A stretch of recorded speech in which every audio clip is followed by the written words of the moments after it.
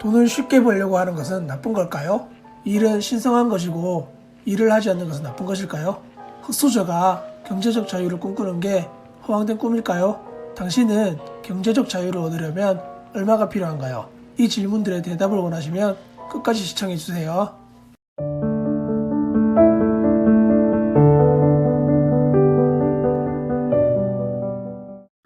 금융지식이 왜 필요할까요?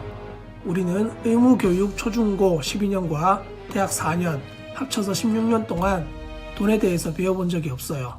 학교에서는 직장에 취직해 직장인으로 월급을 받거나 의사나 판검사, 교수, 변호사 같은 전문적인 직업으로, 그리고 스포츠 선수로 고액 연봉을 받는 것도 마찬가지로 16년 동안 노동자가 되기 위한 교육만을 받아왔어요.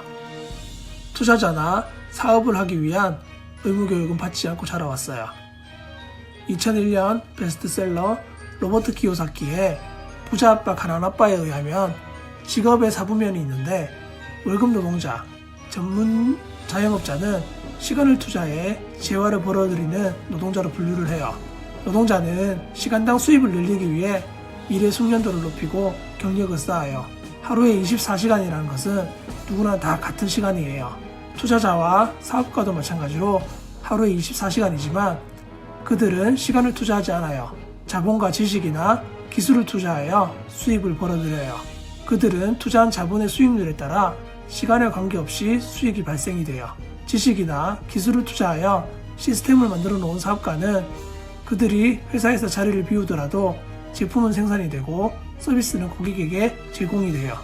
패시브 인컴, 즉 불로소득을 얘기하는 파이프라인의 우화를 보면 친구 사이인 파블로와 브루노라는 두 젊은이가 있어요. 브루노는 양동이를 지고 물을 길어서 돈을 벌고, 파블로는 마찬가지로 양동이로 물을 길어서 돈을 벌지만 잉여 시간에 두 곳의 파이프라인을 연결하는 데 시간을 투자를 해요.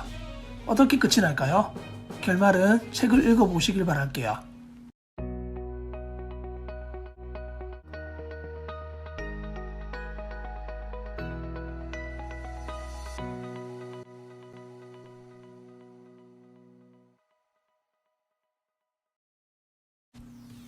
나이가 들어 노인이 되어서 노동소득만으로 생활을 꾸려가시는 분들은 정말 눈물이 납니다.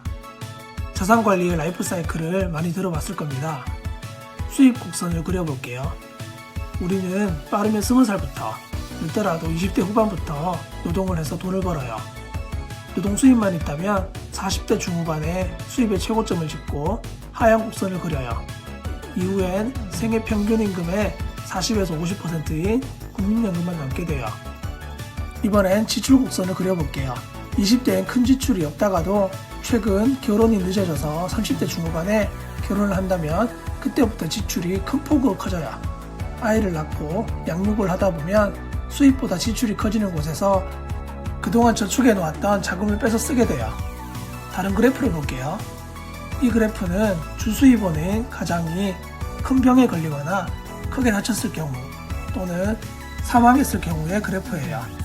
크게 떨어진 이 구간이 언제 생길지 모르기 때문에 우리는 보험에 가입을 하는 거예요. 또 다른 그래프를 볼게요.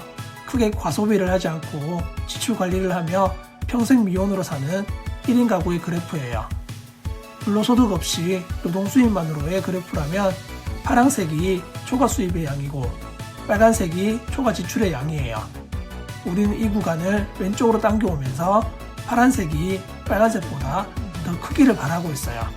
또는 빨간색이 없기를 바래요. 아니라고요? 가슴속 얘기를 잘 들어보세요. 이 얘기가 맞다고 생각한다면 우리는 불로소득을 만들어야 해요.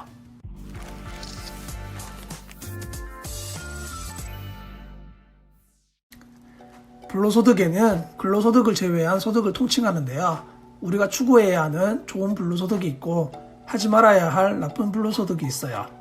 자산을 빌려주고 그것에 대한 이자 또는 수익을 배분받는 것을 말해요. 또한 자산을 사고 팔 때 생기는 매매 차익을 말해요.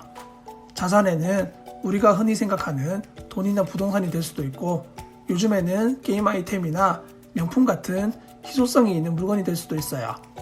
또한 권리 사용에 대한 사용료 또한 불로소득이에요. 예를 들어 특허권, 상표권, 인쇄, 저작권 등등이 있어요.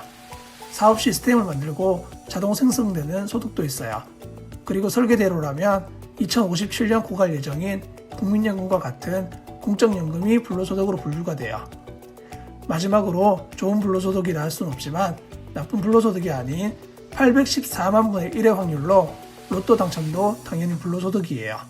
내부 정보를 이용한 주식 매매 차익이나 이번 LSG 사태처럼 개발 정보를 불법으로 이용한 부동산 투기, 그리고 직위를 이용하여 부정한 이득을 취하는 뇌물, 우리가 절대 하지 말아야 할 불로소득이에요.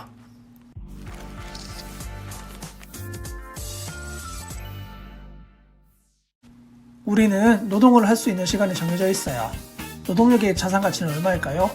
자산 가치는 수익금 나누기 연수익률로 계산할 수 있어요. 수익금은 연봉으로 계산하면 되고 수익률은 어떻게 구할 수 있을까요? 워렌 버핏의 투자 회사인 버크셔 해서웨이가 최근 53년간 연평균 21.6%의 수익률을 기록 중이에요.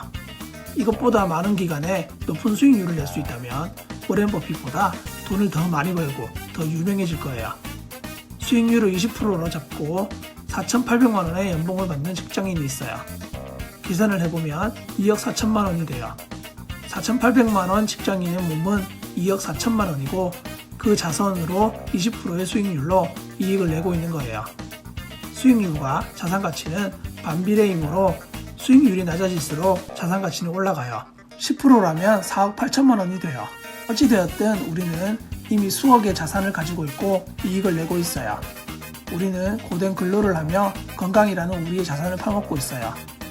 건강할 때 노동의 은퇴를 해야 하며 우리 몸이라는 자산을 대체할 수 있는 다른 자산을 찾아야 해요. 그뿐만 아니라 4차 산업혁명으로 우리 인간의 노동은 곧 종말을 맞을 거예요.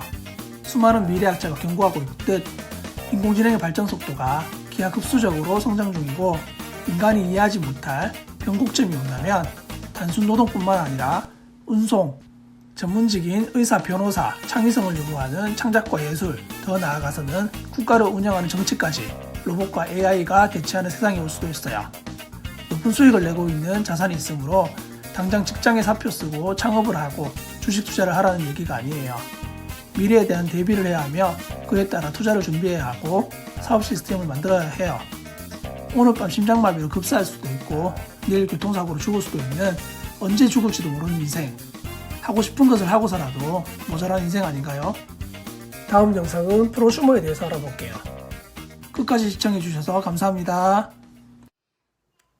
각자의 삶을 스스로 바꾸는 유익한 시간 삼바시 이상우였습니다. 감사합니다.